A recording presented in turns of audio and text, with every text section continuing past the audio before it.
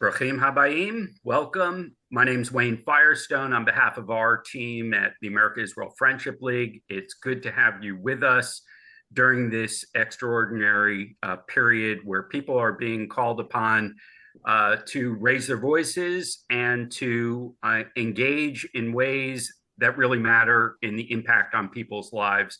We're grateful to this audience who has been with us and has grown in great numbers. People watching episodes, learning about what's happening in Israel directly from Israelis and in ways that perhaps is not known completely in the media or even among friendly circles. So we're grateful to have this community come together.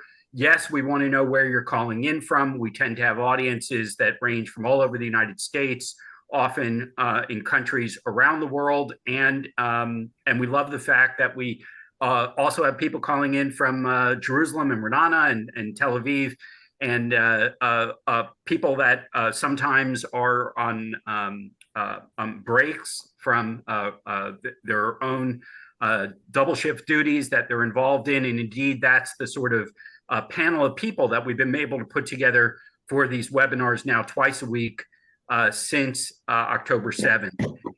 What I want to ask, usually at the beginning of the show, we begin by asking the audience something that helps build some community among the viewers and listeners, regardless of where you are. Good to see New Jersey, Rishon LeZion, San Diego. Great to have audience from lots of different places. And we like to learn from our audience as well as our panelists. So I'm going to ask today, sort of as a preview of what you're going to see, of an example of an effective team that you've seen in any discipline. That could be a team that plays on a football field or a soccer field, or it could be a team that actually is involved in a medical team or a creative team. So any examples that you have of a team that functions really well, and then maybe we'll even be able to begin to examine what are those components that make teams really effective. So if you have time, give some thought to it. Examples of great teams. You are going to see some great examples today because the type of activity that we're involved in, no single individual is capable of pulling off on their own. And you're going to learn this today about a really remarkable group of people known now as AIDC, who have come together not only to leverage their own skills as a team, but to identify both skills as well as needs on the home front for people who have confronted this crisis without any forewarning, without an understanding of what it would mean that this is going on now for months. And so you're going to hear voices from the people that are helping organize this, the AIDC team, as well as people who are focused on very specific audiences in need.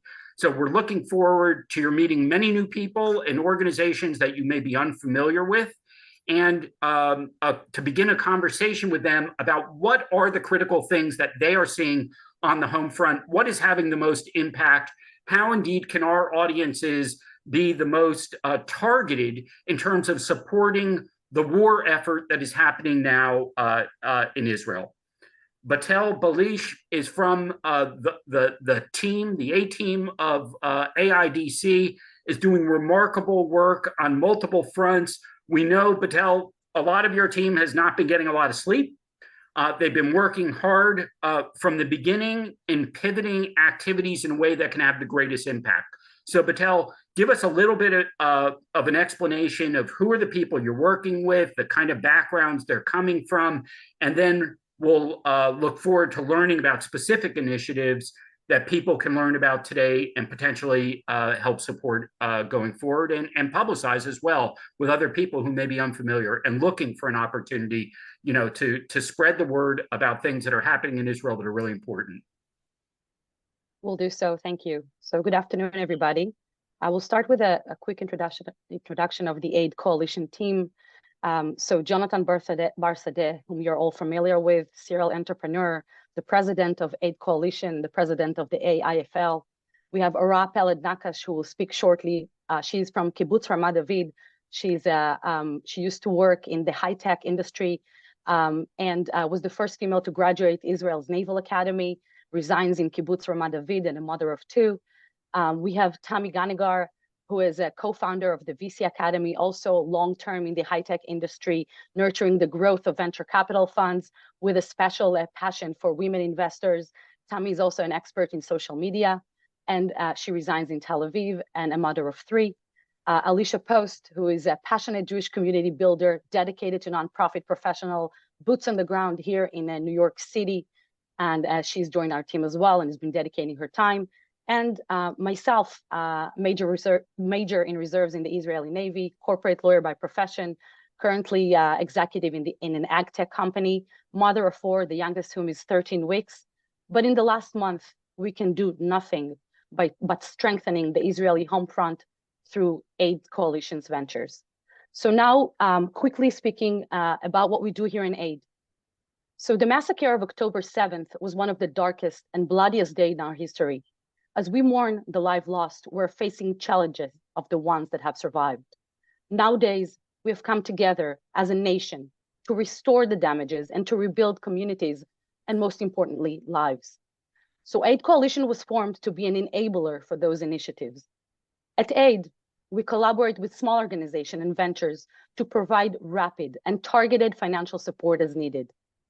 Due to the life under constantly evolving circumstances, we're not a federation, we're not JNF, we're small and nimble, but we work fast and we have the advantage that we fill in gaps quickly and efficiently with minimum bureaucracy.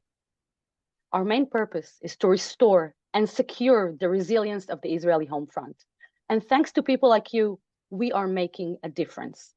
So a quick overview. Over the last 3 weeks, we purchased kitchen appliances and furniture, enabling displaced families to move into unfurnished houses that were donated to them and assume a semblance of normalcy. Other funded initiatives secure baby formulas for thousands of parents who fled their homes. And these are just a few of the immediate and physical needs we're supporting. We're now particularly engaged with psychosocial and post-trauma support, resilience centers, therapist training, with Hagal Shali, which will be introduced shortly, via art, in-person support, and 24/7 hotlines in Hebrew and Arabic, which are so most important to have this multilingual experience and services. We're now connecting volunteers all over the country to farmers that are in desperate need for help, and Ora will touch base on that soon and share this with you. We're also supporting the Tzafim Israeli Scout Friendship Caravan, who brings solace, hope, and most important, smiles to the faces of the young kids. Future campaigns will include projects to help people settle down, such as providing them with a temporary and alternative places of employment. Now, the people of Israel have proven their spirit of solidarity and resourcefulness, but there is still so much work to be done. And now, more than ever, we need your support, which will go directly and exponentially to where it's most needed. Every contribution fortifies our resilience, aids our recovery, and strengthens our resolves. Am Israel Chai. Thank you.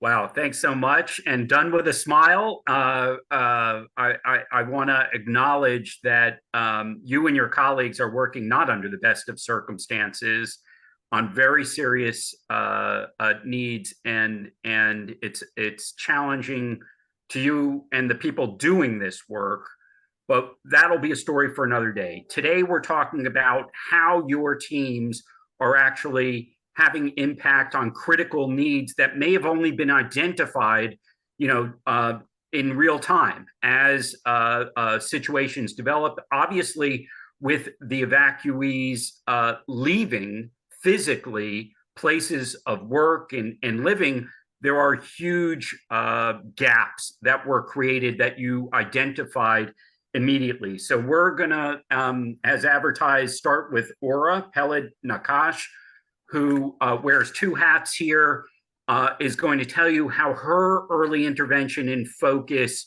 in the work with AIDC led to an understanding that there were work in the fields of all the kibbutzim in particular that were evacuated that could not be left untended. So, Ora, tell us a little bit about your journey into this work and what you're seeing now, what kind of activities are taking place on the kibbutzim in the place of the people that are no longer physically there. Thanks, Wayne. So let me start by saying, as Batel introduced me generously, I have a striving career at tech, and a few years ago I said I want to switch. I want to go focus on climate change. And before I was able to do that switch, this and previous crises hit Israel.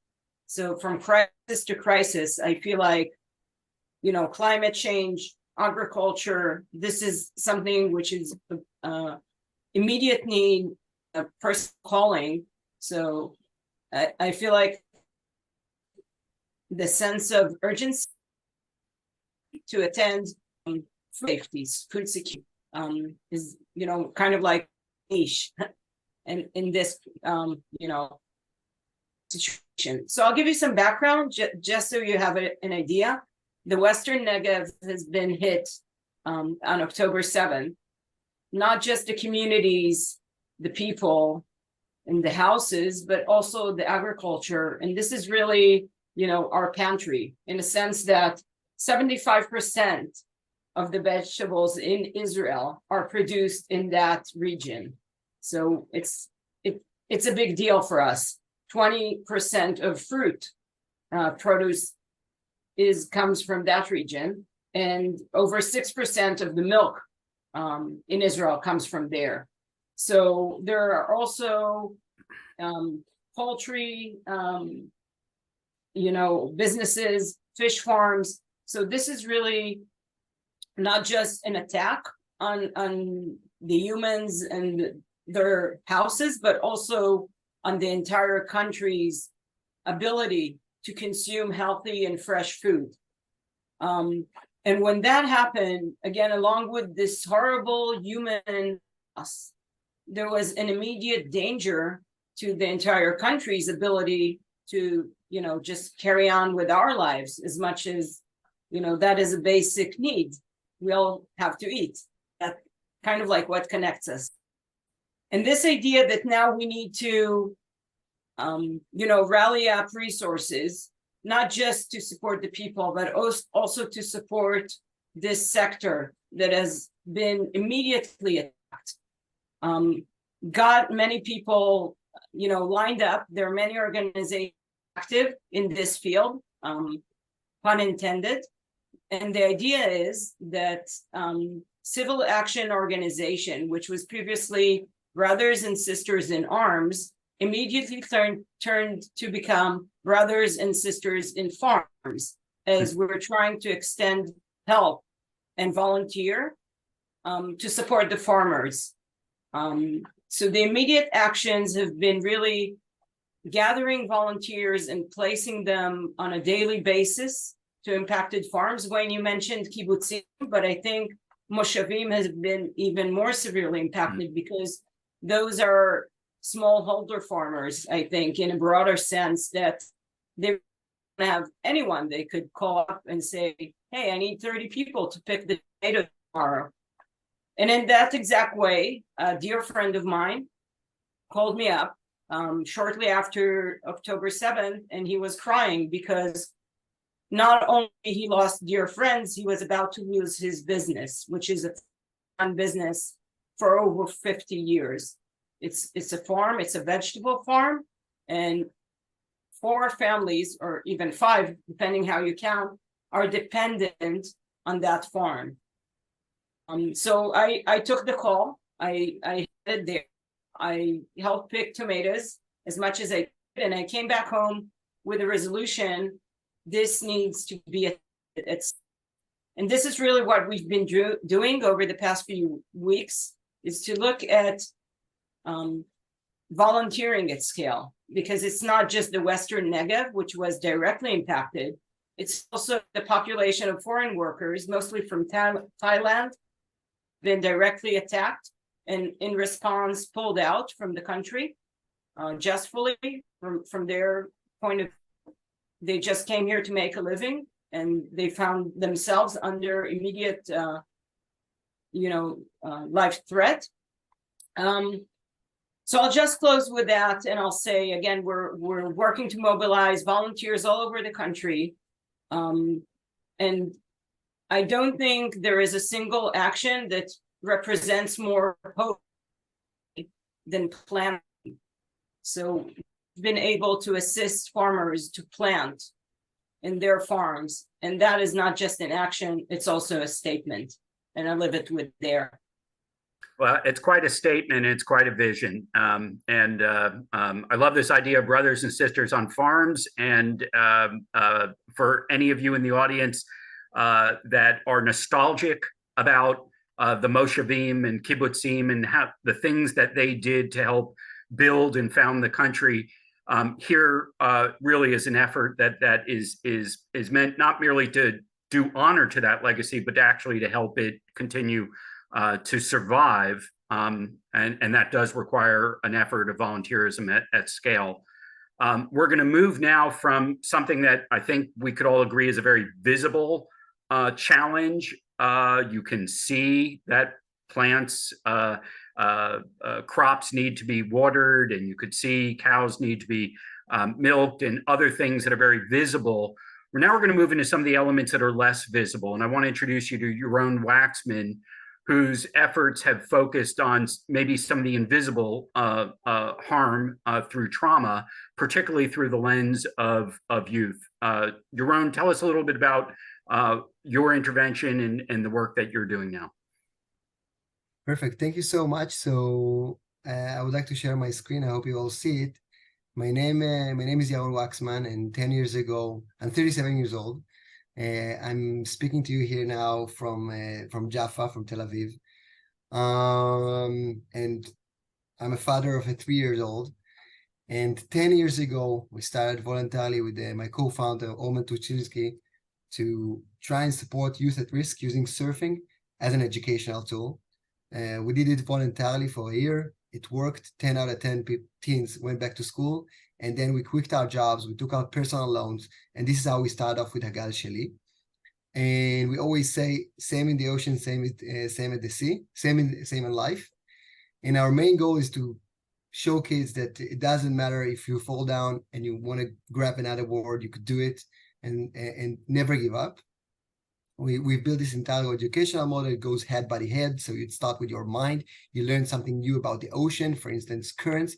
How do they form? How can I use them into my own benefits? Then we implement with our bodies. And then we go back to our heads and minds and talk about the projects, the process, and talk about currents in a day-to-day life. Why do I do what I do? What takes me out of balance, etc. You could all think about yourself for a minute here. And we built this entire educational project. It's all measurable. It's a multi-step, multi-year program. It's very, very cool. Everything is relevant till the 6th of October. You could see the results here. It's all transparent in our website. And just to understand the scope and scale, we used to have, now we have more, 8 seafront locations. You could see the coastline of Israel. You could see from Nahariya up north till Ashkelon, which is now obviously closed due to the war down south. And every black dot that you can see on your screen represents where the kids are coming from all across the Israeli society. Very, very unique. We have 350 staff members and 10,000 graduates. We're nonprofit of the year for Salesforce and won the Knesset Award for a significant change here. And this is all relevant to the 6th of October before the Black Shabbat, Shabbat HaShchora. So we used to work mainly with youth at risk, also with special needs and people with disabilities, etc. And also we used to work for the past 2.5 years with the Ministry of Defense in Israel, trying to help people cope with people who are suffering from PTSD, from post-trauma, mainly from the IDF. Can't forget Shabbat, panicking, alarms going on and off, TV on, what's going on. My co-founder joins straight going south, and I know I got injured, so I don't do reserves for the past 4.5 years already. And I visualize and understand that this thing is so big, and we have the ability to help kids using surfing. So we readjust the program with Dr. Tamar Dagan, and within the very first week, we opened 6 more emergency surf locations. And just to understand what we're doing, we're talking about kids from Kfar Aza. I'm sure you've all heard about from Nahal Oz. People were locked within their shelters for 20, 25 hours, learning their ability to control their own bodies, filled with fear, traumatized, anxiety. And we have a certain window of a month or 2 to try and prevent PTSD, try to bring kids out of their shelter, and they're going inside and going out. So things about the surfing, we focus on the now. It's something very, very crucial to bring people to understand that there is life, there is hope, there is a future. We regain control of our own bodies. We release energy, and we do it within a group. So we did that, and I'm very proud to say that we have already 290 participants coming to the beach with us every day, regular basis, with the top people who deal with trauma and therapists here in Israel. We build the surf centers exactly where the people were evacuated. So this is us working every day with those teens, hearing horrible stories. And just to share with you the latest data from today, you could see we have 30 groups coming from Bustan Galil, from Kfar Silver, from Kfar Aza, Ashkelon Beach, Nitzanim, Miflasim, Gavim, all the places, Sha'ar HaNegev, that come here, boys and girls from the age of 10 till 20 plus, that go to this therapeutic process. And our goal is to reach, I don't know if you know that, but youth-wise, we're talking about 13,000 teens who were evacuated from their homes after the people broke into their kibbutzes, their villages, with terrorists within their homes, within their families, running away. And we took on ourselves to help at least 1,500 teens. So it's a lot. We are also working constantly to provide. I would like to thank everybody that and Ora to facilitate and help us and inviting us here, and everybody that supports nowadays Israel for any project and AIDC. I think it's crucial nowadays, and unfortunately many things are blindsided by the government, and I think that what you guys are doing here and we doing together is really, I see it every day, it changes lives. So I would like to thank you once again.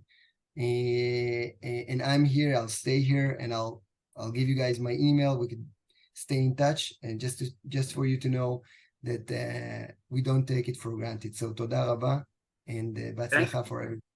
Thank you so much, Yaron. You know, we have viewers today from Toronto, London, Sweden, New York City, places that don't have a lot of surfers in the landscape. So if you want to see 1,500 young people surfing in the Mediterranean, we have an address for you now, and we'll be thinking about Yaron with this wave of empowerment that you're giving. I thought it was so remarkable in your slide how you refer to the importance of regaining control for people who are traumatized and have been through something where you might just want to not get out of bed, not leave your house, not try anything to regain control in your life. This really is understandably prior to the war a great tool, but now in this period really serves a very unique function.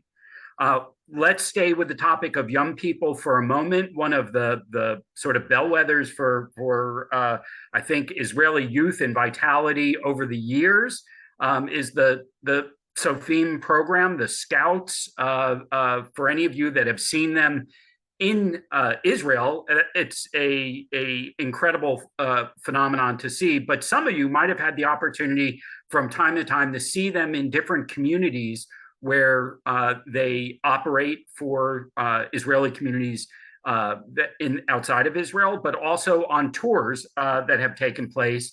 And we're privileged today to have Omer Yahalomi, who accompanied one of those groups, knows a little bit about the Tzofim activity in different parts of the world. So Omer, tell us about the singing, tell us about the dancing, tell us about the vitality of Israel's young people at this moment when we sort of need some of that energy and optimism for the future. Yes, for sure. Thank you. So my name is Omer Yahalomi. I have been participating in a summer delegation when I was on 11th grade.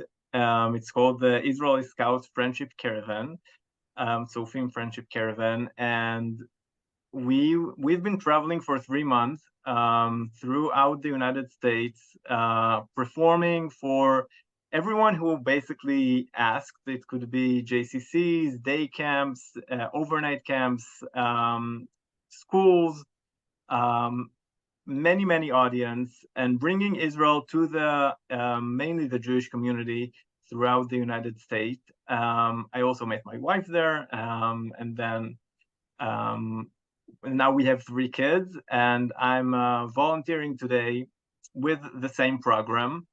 And this year we celebrated 50 years for this amazing program, and unfortunately, not a month passed from the big celebration we had in Tel Aviv, and the horrible Saturday arrived. And really, it took us days to understand that we have a tool that we've been using or practicing in the state, singing and dancing to everyone, Israeli songs, American songs, and we can use and we have to use this tool right now in Israel since we have so many people, so many young kids, teenagers who are out of their houses with really nothing, almost nothing to do. Obviously, they have some things on those hotels, but not a lot of structure. And we, at the beginning, we weren't sure how it's going to work because eventually the teenagers who are participating in this program are now on their senior year.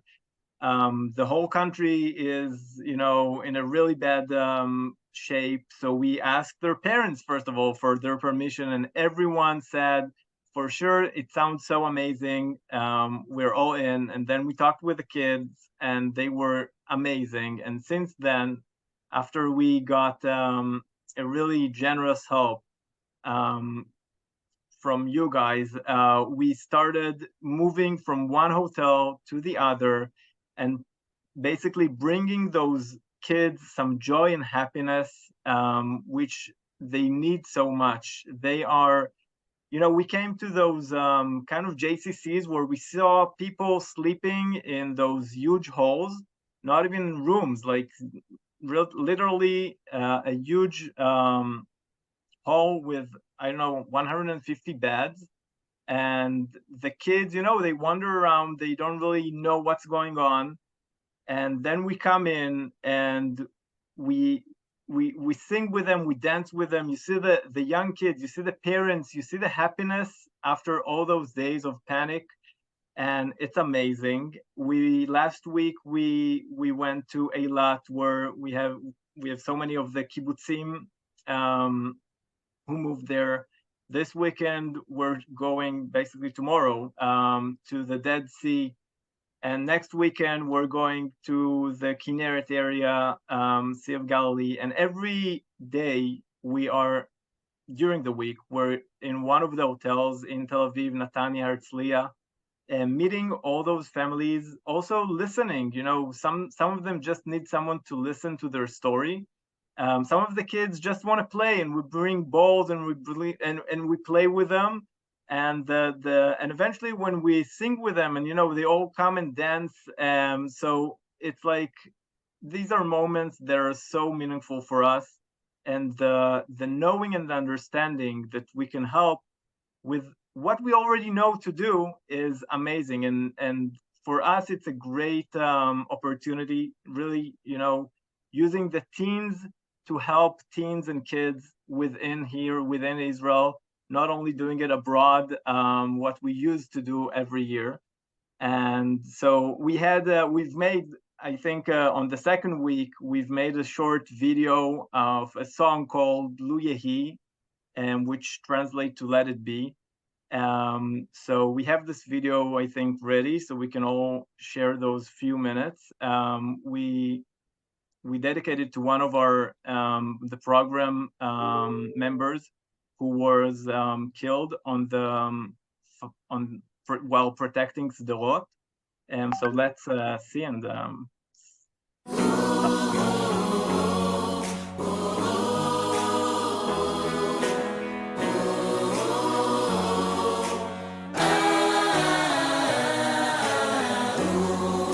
עוד יש מפרש לבן באופק מול ענן שחור כבד כל שנבקש לו יהי ואם בחלונות הערב או נרות החגרת כל שנבקש לו יהי לו יהי לו יהי לו יהי לו יהי כל שנבקש לו יהי לו יהי לו יהי אנא לו יהי כל שנבקש לו יהי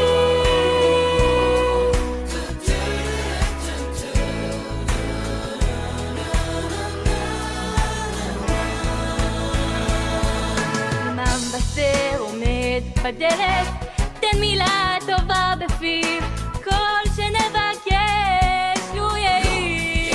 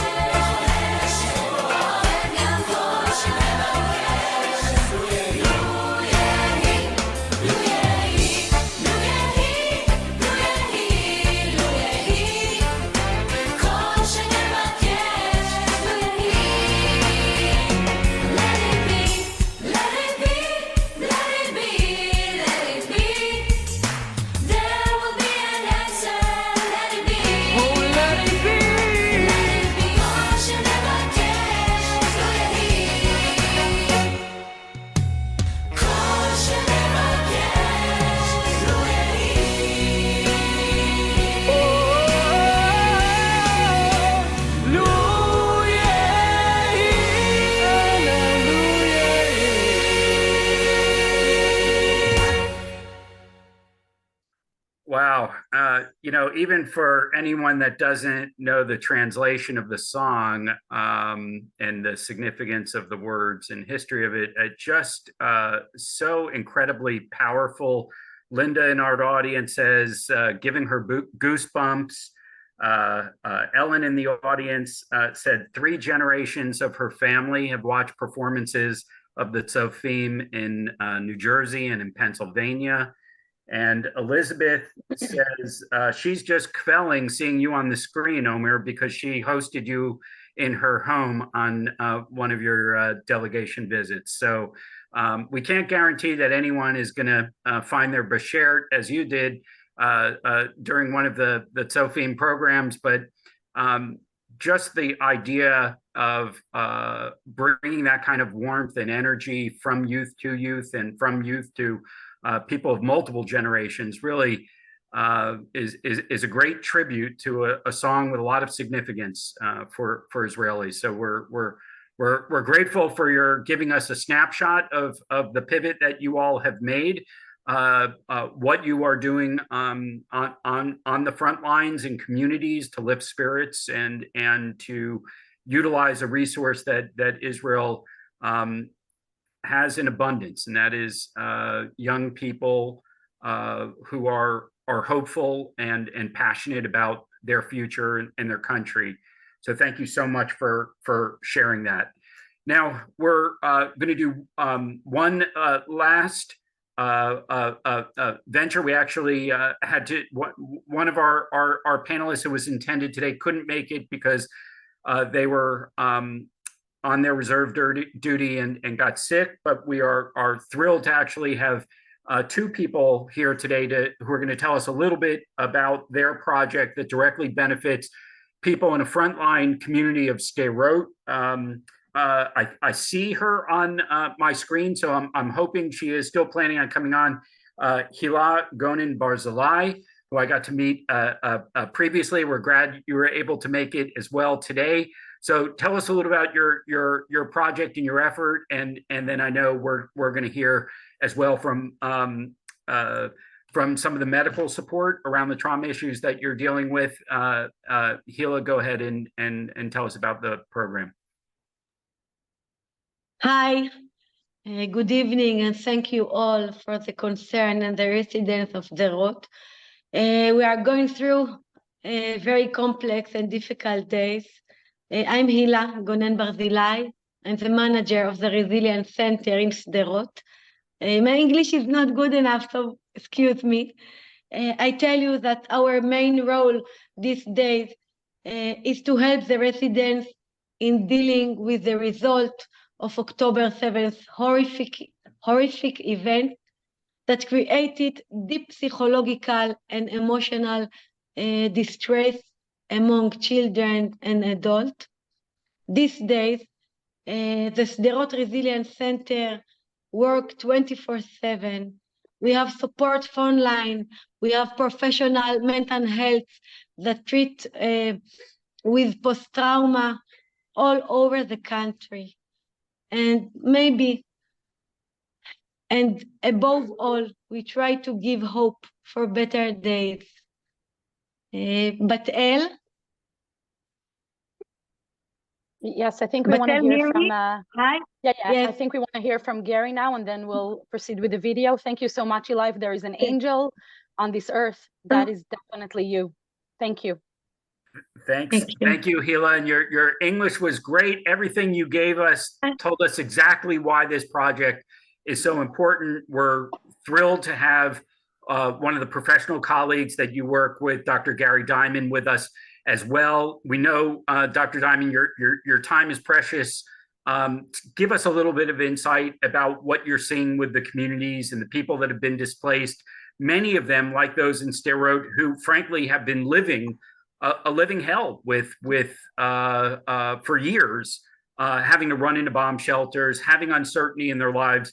But to anyone that's visited Sderot, this is a place that is bursting with culture, bursting with life, bursting with enthusiasm, and it's really an incredible challenge and an incredible tragedy that type of life and lifestyle has often been interrupted, never to the point of this level of severity. So tell us a little bit about what you're seeing and what is helping these people who already have remarkable resilience. But this really pushes any individual as well as a community, to the absolute limits of their ability. Okay, first Okay, of I all, want to ask. go ahead, It's Hila. okay that I spoke Hebrew and you are translate me. It's Who, okay. Me? But Oh, okay, but Batel, it's okay. Yeah, definitely. Gary, if you want to say a couple lines, and then Hila, maybe you want to answer the Well- question and we'll translate you. Wayne, if this is I fine. want Sure. to. Go ahead. okay. First of all, I want to say kol hakavod, Hila, and all the work you're doing there in Sderot. We're not in Sderot, we're in Ofakim, although we were in Sderot in 2015 helping with the Resilience Center there. I'll just say in a couple of words, we're from the Department of Psychology at Ben Gurion University. We have a community clinic with 22 psychologists, and already on Saturday afternoon, as the missiles are falling and our children are going to the Army and some of us are going to the Army, we understood and put together a field team of 22 psychologists and went down to Eilat and went down to the Dead Sea and worked with we call them survivors, not evacuees, because they really were survivors of this horrible thing. We did psychological first aid there, but I won't tell you about that because the time is short. Now what we're doing is we're going every week as a team to Ufakim, which was a hard-hit city. 53 people were murdered in the streets, and working with the people. So the work that we're doing there is, first of all, trying to help people feel safe again. Just as an example, there's families who have not left their house for the last 4 weeks. They haven't left the door. Neighbors are bringing them food, but to transition to a sense of feeling like the world is an okay place again and that the terrorists are not outside anymore. That's part of the work we're doing, helping them get back to the routine, helping them talk to their children about the event. A lot of parents, for example, feel really guilty that they didn't perform better, that they weren't able to protect their children better, that they didn't give an appearance of strength, and trying to help them work through those kinds of things, and then to be there for their kids and instill a sense of safety. In general, we're trying to help people get back to the routine of their world, whether it's walking out the door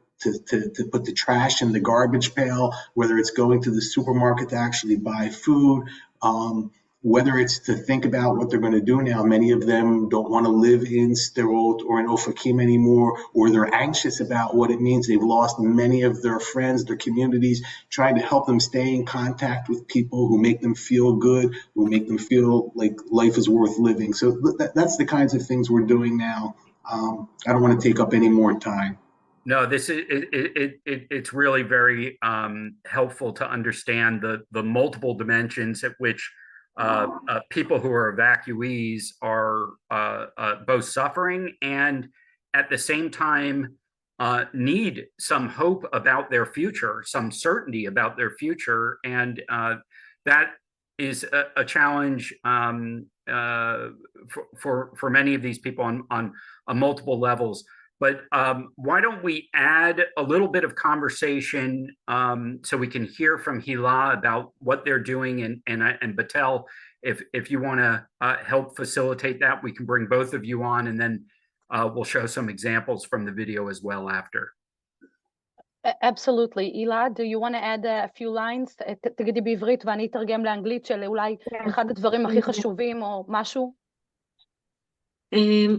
אני אגיד שאנחנו נתקלים בכל יום במאות סיפורי גבורה והתמודדויות של תושבים פשוטים, אנשים שבסך הכל רוצים לחיות, אבל זקוקים לעזרה מאיתנו כדי להתגבר על הטראומה ועל המצוקה ועל המראות המאוד מאוד קשים והאובדנים שהם חוו.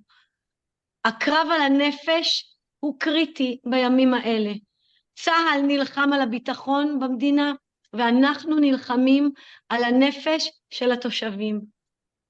So what Eli is saying, and this does causes tears in my eyes, is while the IDF is defending and fighting our enemies on the borders in Gaza, Hila, the resilience centers, Gary, they're in the battle of the soul of the Jewish people.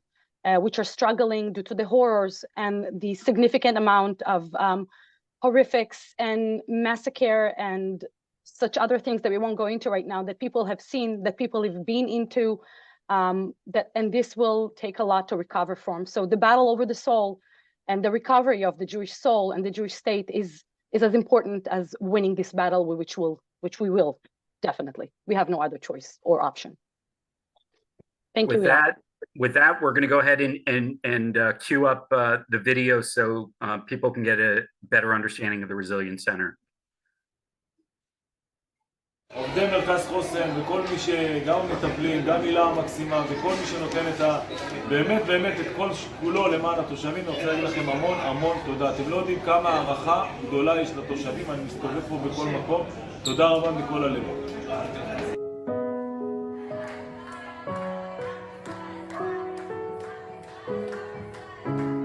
כל מה שהיה פה ישתנה ממחר,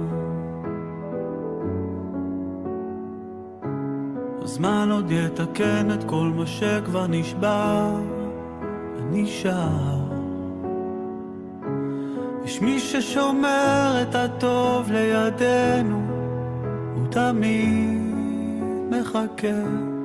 כל מה שהיה פה ישתנה ממחר אם ננסה רק להאמין בלי לדעת, להרגיש בלי לגעת, לדבר עם העיניים גם כשאין לי יותר מה לומר, לשחרר את הרגע, זה טבעי לפחד מהטבע, לחבק חזק בידיים כל רגע לפני שנגמר. כל מה שהיה פה ישתנה ממחר, הזמן עוד יתקן את כל מה שכבר נשבר ונגמר. את כל התפילות הניסים בחיינו מתחברים הרגע הזה. כל מה שהיה פה ישתנה ממחר אם ננסה רק להאמין בלי לדעת, להרגיש בלי לגעת, לדבר עם העיניים גם כשאין לי יותר מה לומר, לשחרר את הרגע, זה טבעי לפחד מהטבע, לחבק חזק בידיים כל רגע לפני שנגמר.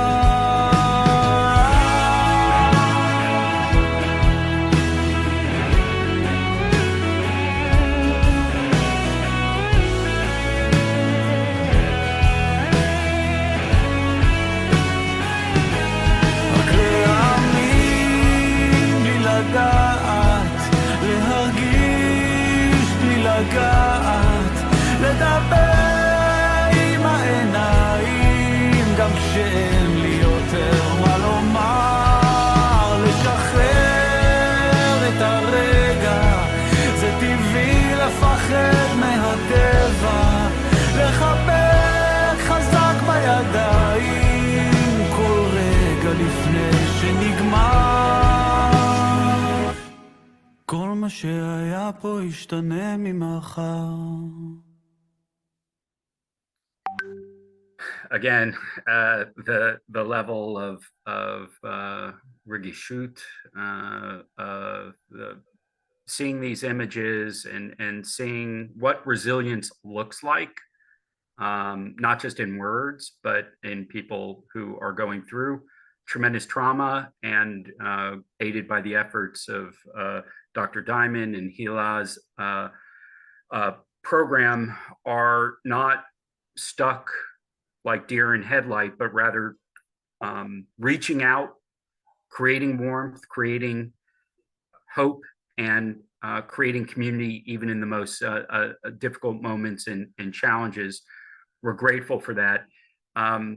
Battelle, I'm conscious of the fact that we covered a lot of different programs today, but the one venture that had to drop out, Tamar, I wonder if you or someone from your team could briefly describe the work that was identified early on as it relates specifically to the Bedouin community. We'll look for an opportunity to focus on that perhaps in the future. And you can bring any additional support on your presentation if you want, including beautiful children or any other props you want to bring in to explain. Sorry to put you on the spot when you're being called up as a mother, the highest form of being called up, but nonetheless, can we get a little bit of an understanding, just because all of Israelis are traumatized by what happened in May 7th. And I know you have all looked at and identified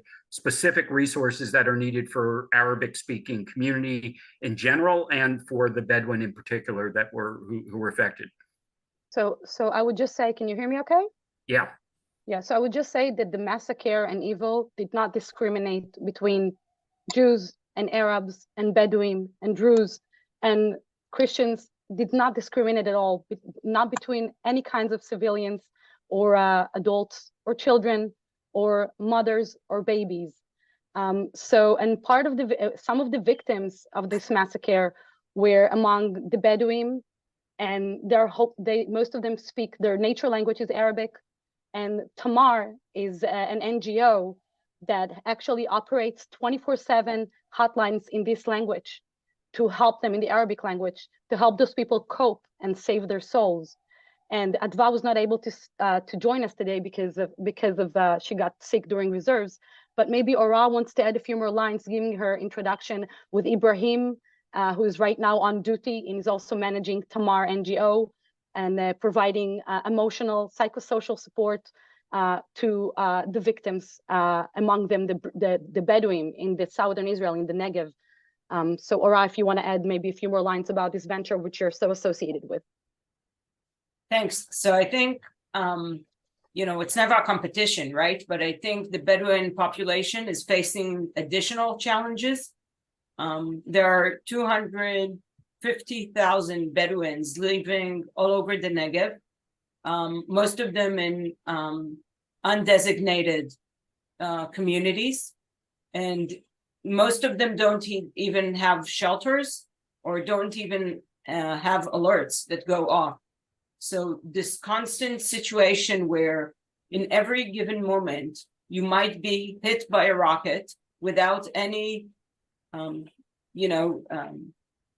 early alert on it, just creates huge anxiety. And in fact, in the first day of the war, quite a few kids have been hit by rockets because they don't have the protective measures. Let's say the organized communities in the rest of the Negev have. So that's, I would say, an additional challenge that population is facing. Ibrahim and the Tamar organization have identified that gap in support, being able to have a place to share your concerns and to relieve the anxiety and even to understand what's going on. And they set up a 24/7 hotline in Arabic, which was initially intended to support the Bedouin population, but it turned out as the events rolled out that any Arab-speaking person in the country can pick up the phone and consult because it's remote support. So again, just highlighting one activity from many that the Tamar organization has been supporting, and we're happy to partner with them on that. That's great. I want to try to incorporate some different questions from the audience. We had a couple of questions, including a comment from Ken about an organization many of us are familiar with from over the years, Sharut La'am, that actually brought volunteer resources to Israel. And maybe someone in the AIDC group, I don't know if Tammy or my friend Alicia, do you envision at any point that there could be in specific areas a need for large-scale volunteers coming from other parts from outside of Israel to assume some of these roles in the coming months. Is that part of your thinking and planning at this point, or does that seem premature? I'll answer that. First of all, I think this week that we've already seen some of the volunteers. If I understand the question correctly, you're asking if we're going to need some volunteers to come in to import volunteers. So I wish I could pull it up, but this week we saw these really exciting photos of American cowboys coming to support the Brothers in Farms. And Noah and I were kidding about it. They were like, everybody's very, very excited, even just at the notion to see such a thing. And the idea of cowboys in Israel makes us all stronger and it uplifts all of our spirits. It's not something we have here.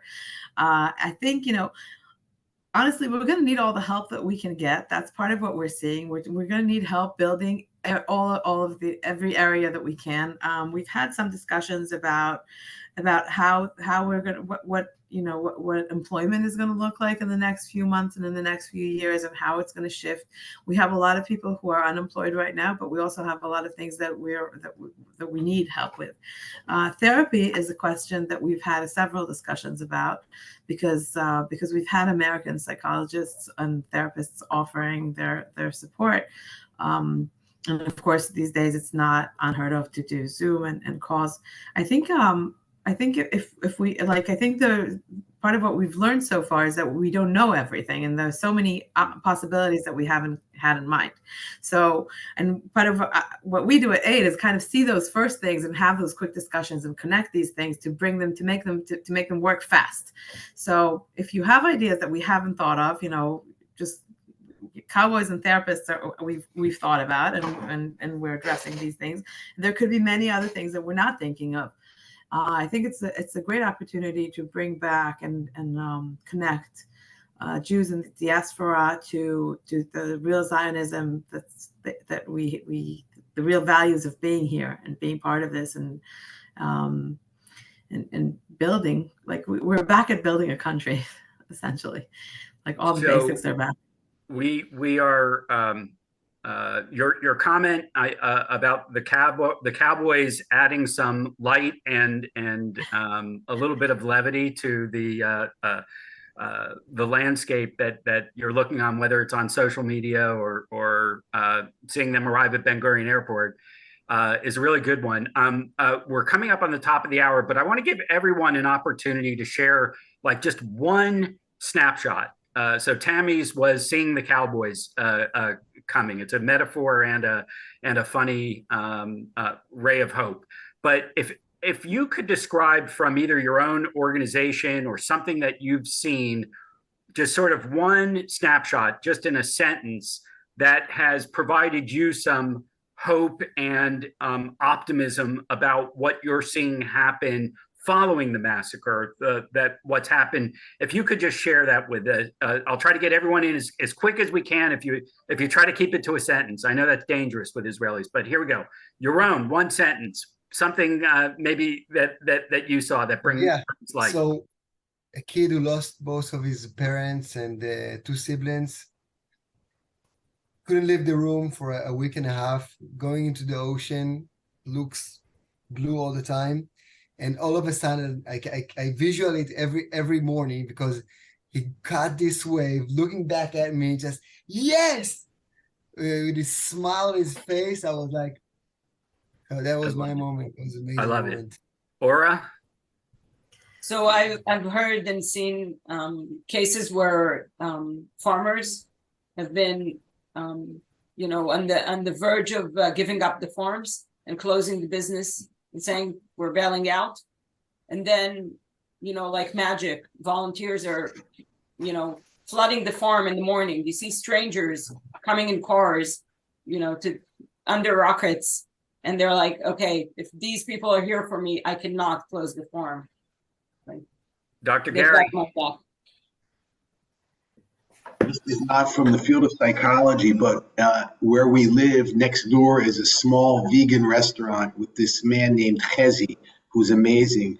And from the second day, requests started to pour in for all these soldiers who are actually in Gaza, or people who've been evacuated and have no vegan food. And I've watched his restaurant move from a 6-hour a day to a 24-hour a day with hundreds of volunteers coming and him just getting, I mean, piles of food with names of soldiers and names of evacuees going out. And so it's just inspiring. It's uplifting the spirit and the dedication and the willingness to volunteer.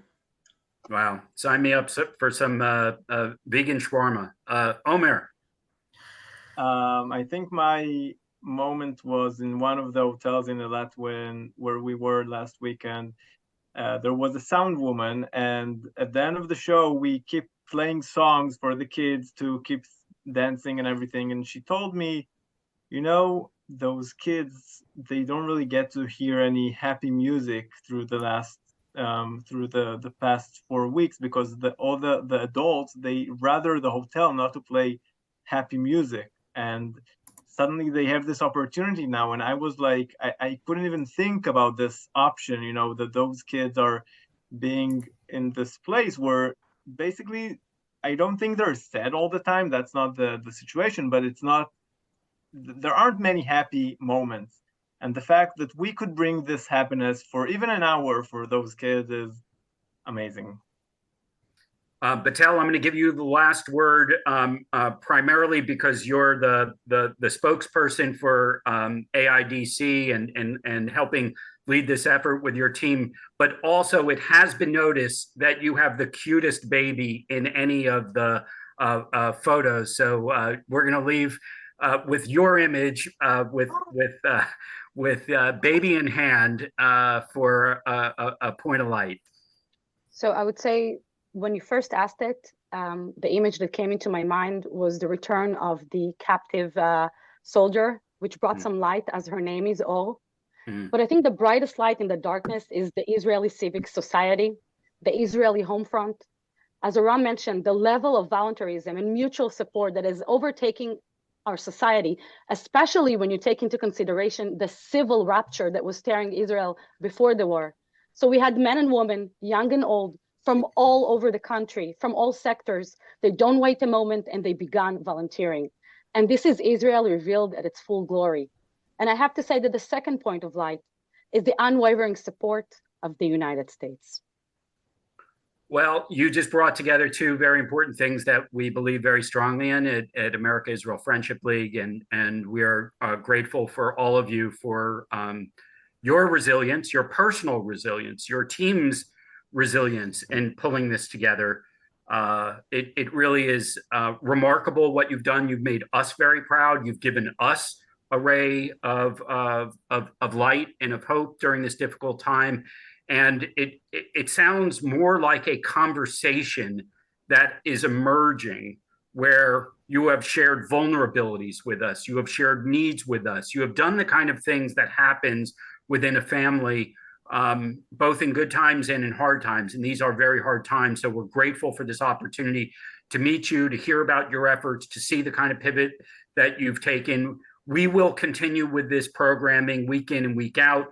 This coming Sunday, the November 12th, we will continue with activities that actually will focus in part on the efforts that are being made as it relates to the hostage families, with a group in Israel called Gesher that also made a pivot and is also doing work related to the home front as well. So we hope you'll come back at our normal time this coming Sunday. We have programming. Really, I wish I could go into detail on all of it, because each one of these episodes is really showing us a different layer of Israeli society.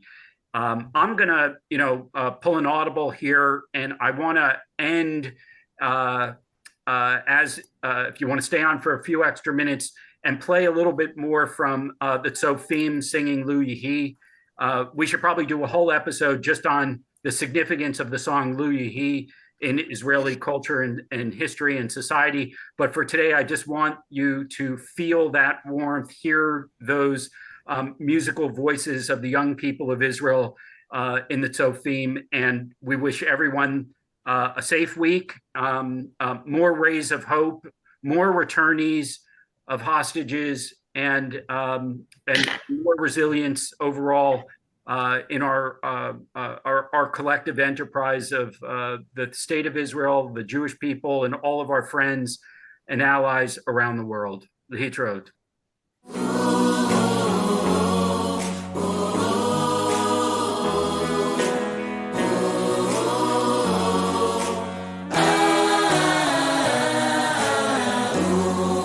עוד יש מפרש לבן באופק מול ענן שחור כבד כל שנבקש לו יהי ואם בחלונות הערב או נרות החג רועד כל שנבקש לו יהי לו יהי לו יהי לו יהי לו יהי כל שנבקש לו יהי לו יהי לו יהי אנא לו יהי הכל שנבקש לו יהי